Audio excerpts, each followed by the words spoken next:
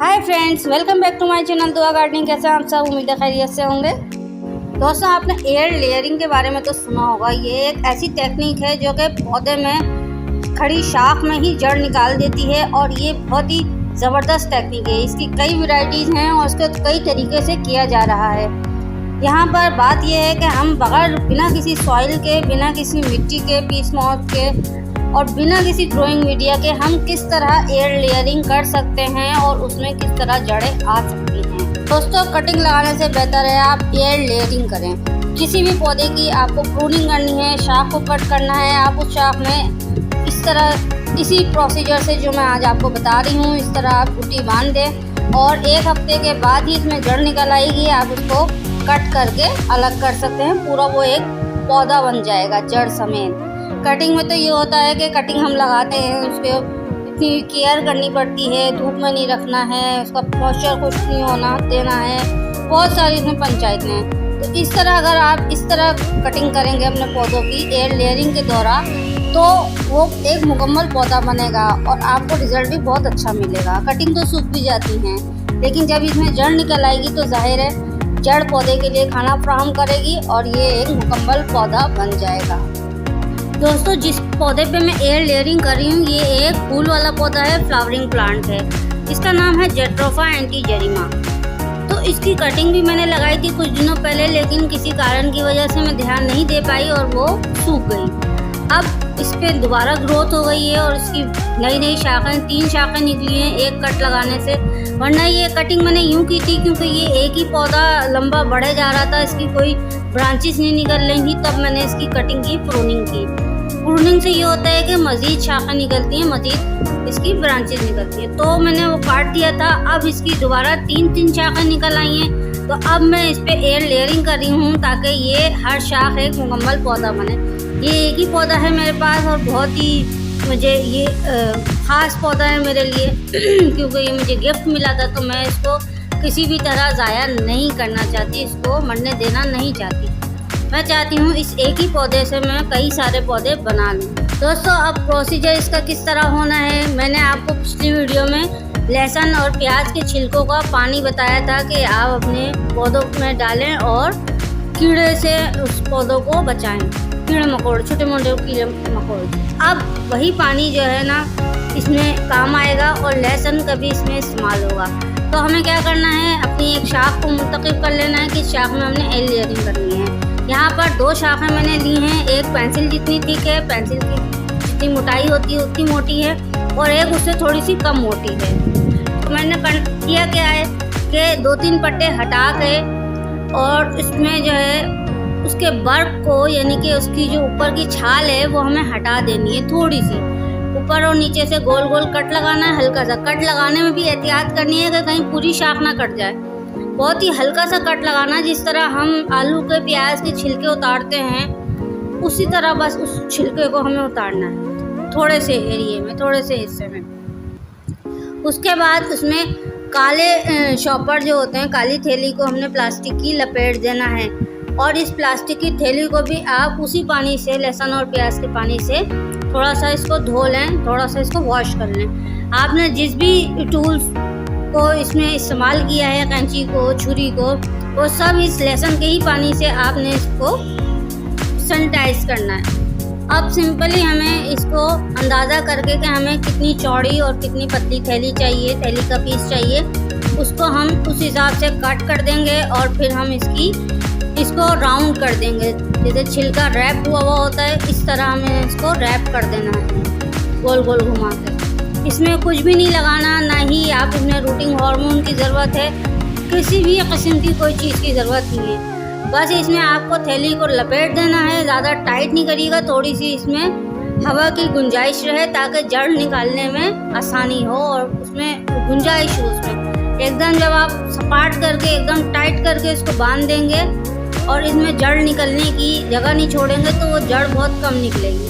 अच्छा, थैली बांधने के बाद हमें एक और थैली से, जिस तरह मैंने मैंगो ग्राफ्टिंग में आपको बताया था, एक और थैली से हमें इसको 2 तरफ से बांध देना है। इसके ऊपर से भी इसका मुंह बांध देना है हमें इस तरह टाइट करके कि हवा और पानी इसमें ना जा सके, और नीचे से भी इसको टाइट करके बांध देना है। ये आप देख सकते हैं। आप ये पूरा प्रोसीजर देख लें। आप किसी भी पौधे में इस तरह प्रोसीजर करेंगे तो आपको रिजल्ट इंशाल्लाह अच्छा मिलेगा।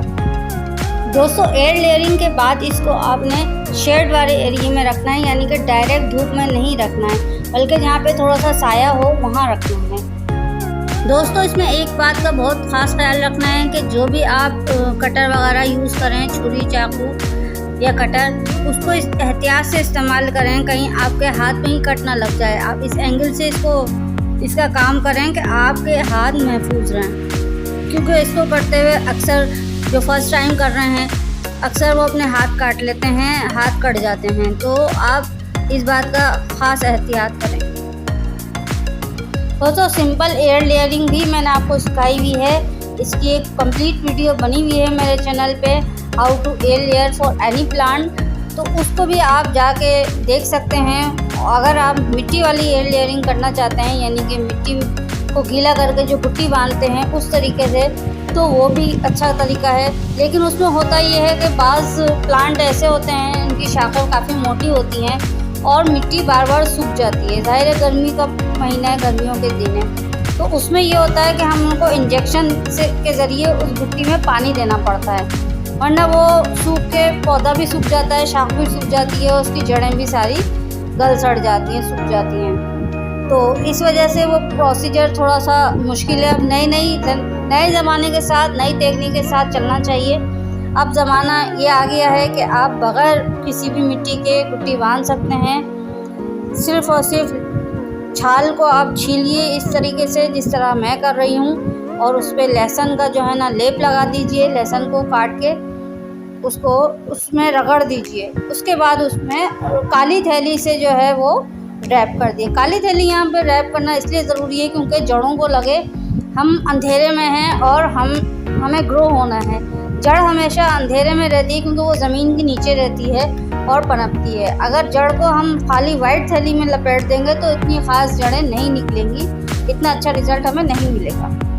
अच्छा, जहाँ से हमने शाख छीली है वहाँ पे लहसुन को रगड़ने में ये एहतियात करनी है कि वो शाख कहीं टूट ना जाए, क्योंकि ज़ाहिर है हमने उसको छील दिया है, वो थोड़ी सी कमज़ोर हो गई है। यहाँ पर मैंने एयर लेयरिंग आपको बहुत ही बारीक शाखों में करके दिखाई है। ये काफ़ी पतली शाखें हैं। अगर आपके पास 2 इंच से ज़्यादा मोटी हो या 4 इंच की हो या 5 इंच की हो, जितनी भी मोटी से पतली शाख, आप उसको एयर लेयर कर सकते हैं इसी मेथड से। एक ख़ास बात यह है लहसुन में कि लहसुन एंटी फंगल और एंटीसेप्टिक होता है, तो इसी वजह से अगर हमारे पास रूटिंग हार्मोन पाउडर नहीं है तब हम लहसुन को भी इस्तेमाल कर सकते हैं। और यहाँ मैंने सिर्फ़ और सिर्फ लहसुन का ही इस्तेमाल किया है, किसी किस्म का रूटिंग पाउडर या रूटिंग हार्मोन पाउडर नहीं डाला है। दोस्तों, पौधे की कटिंग लगानी हो या एयर लेयरिंग करनी हो, पौधे का कोई भी काम करना हो आपको, तो आप हमेशा अपने हाथ को साफ़ कर लें। अगर आपके पास कोई सैनिटाइज़र नहीं है तब आप लहसुन और प्याज के छिलकों का पानी बना लें, 1 घंटे पानी में भिगा दें आप। वो पानी भी आपको वही काम देगा जो एक सैनिटाइज़र देता है। फ़िलहाल पौधे के लिए सिर्फ, तो पौधे की हर चीज़ को हमने सैनिटाइज़ करना है लहसुन और प्याज के छिलके के पानी से। तो अब यहाँ पर आप देख सकते हैं इस तरह हमने थैली को डबल कर लिया है और अंदाज़ा कर लिया है कि हमें कितनी लंबी इसकी गुट्टी बांधनी है। इस तरह हमने इसको रैप करना है आहिस्ता आहिस्ता, सिर्फ ऊपर और नीचे से हमें इसको टाइट करना है और बीच में से हमें थोड़ी सी इसमें जो हवा होती है वो छोड़नी है। एकदम सता के दता के हमें इसको लेयर नहीं करना, वरना होगा ये कि जड़ें जो है वो थैली को फाड़ के जड़ें बाहर आ जाती हैं। अभी तो ये बहुत छोटा पौधा है और बहुत ही बारीक इसकी शाखाएं हैं। अगर मोटा पौधा होता और बड़ा पौधा होता, ज़मीन में लगा हुआ स्पेशली अगर पौधा होता, तो इसकी शाखाएं थैली फाड़ के बाहर आ जाती 1 हफ्ते या 2 हफ्ते के अंदर अंदर। यहाँ पे सिर्फ ये 1 हफ्ते का रिज़ल्ट मैं आपको दिखाऊंगी। इस वीडियो में मैं आपको रिज़ल्ट भी दिखाऊंगी। दोस्तों, अगर आप कटिंग लगाने में नाकामयाब हो जाते हैं या कटिंग आपसे कामयाब नहीं होती, किसी भी पौधे की कलम लगाने में आप कामयाबी नहीं हो रही है आपको, तो आप इस तरह एयर लेयरिंग करें उसकी लहसुन से खाली, और फिर आप देखें कि आपको एक कंप्लीट पौधा मिल जाएगा जड़ समेत। दोस्तों, एयर लेयर आप हमेशा उसी शाख पे करें जिस शाख पे नई ग्रोथ हमें नज़र आए। नई ग्रोथ से मुराद नए नए पत्ते उसमें निकलने हों, नई नई कोपलें निकल रही हों, यानी कि वो शाख हमारी हेल्दी है और जानदार है। अगर कोई ऐसी शाख हो किसी भी पौधे की जिसमें पत्ते पीले हो रहे हों या कम हों, पत्ते झड़ रहे हों, मुरझाई हुई शाख में आप एयर लेयरिंग करेंगे तो कभी भी वो कामयाब शायद ना हो सके। तो हमेशा एक हेल्दी शाख को आप मुंतखब करें एयर लेयर करते वक्त, ताकि आपको रिज़ल्ट भी आपका मनचाहा मिले। और अगर फर्स्ट टाइम आपकी एयर लेयरिंग कामयाब ना भी हो तब भी आप हार नहीं माने, क्योंकि प्रैक्टिस मैन कैन परफेक्ट। तो जो अब आप प्रैक्टिस करेंगे तो आप परफेक्ट हो जाएंगे। तो इसी वजह से गार्डनिंग का जो शोबा है वो बहुत ही ज़बरदस्त है। अगर आप एक दफ़ा नाकामयाब रहते भी हैं तब भी हमें मायूस नहीं होना, हमें हिम्मत नहीं हारनी, बल्कि जिस चीज़ में हमें कामयाबी नहीं मिल रही हमें उसी के पीछे लग जाना है कि किसी तरह कोई ऐसा तरीका हम दरियाफ्त कर लें जिसमें हमें कामयाबी हासिल हो। और जो पत्ते हमने इसमें से तोड़े हैं एयर लेयरिंग के लिए, वो उसको हम ज़ाया नहीं करना, उसी में कट करके उसी गमले में हमें दबा देने हैं। अब बारी आ गई रिज़ल्ट की।